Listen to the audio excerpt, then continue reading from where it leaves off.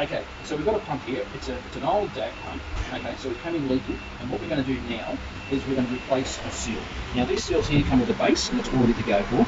Also, we're going to replace the overall. There's the overall just right here.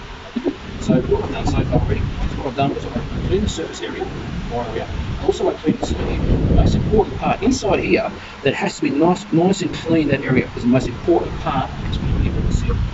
So as we do it, what we use is like a silicone grease, it's like a grease, what we use here. Now, this grease here is a pretty good one on the all-rounder. So what we're going to do is just put a small smidge, just a small amount, not much at all like that. And we're going to put that on the O-ring here. And that goes on here like this. Now, you've got to make sure when you put that on, you've got to make sure that you don't like over-roll it. You've got to make sure she just goes in and she stays on there like that. So because when you put this on, then what we're going to be doing is we're going to stand this up and we're going to do it. You're going to make sure you do it this way. But if you lay it down, what you're going to have is you're going to pinch one side, and you have a problem with an O-ring and leaking and so on and so on. Okay, now it comes to the seal. Now the seal's a little bit different. These are a bit more trickier. So once again, you get them out of the packet, and they're very delicate. You've already got to watch what you do with these things here. Once again, you just put a small amount of grease on here.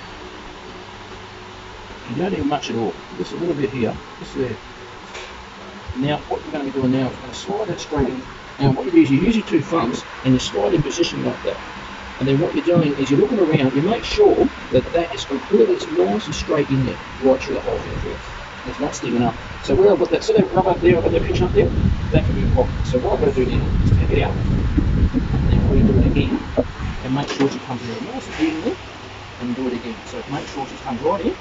If you push one side too much, that can happen.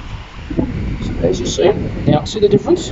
See how now it's completely all round, the whole thing here. I'm not going to have a problem with that. Now, this is the other part of it. Now these two surfaces here, they're going to line up there, and you have a spring that's holding in position. When you slide this on here, you can put a little bit of smear just to help it out. Sometimes you do it, sometimes you don't. You put a little bit of smear just in here, just in that side inside here. You see a little rub in here? Just a little bit in here, in that part there.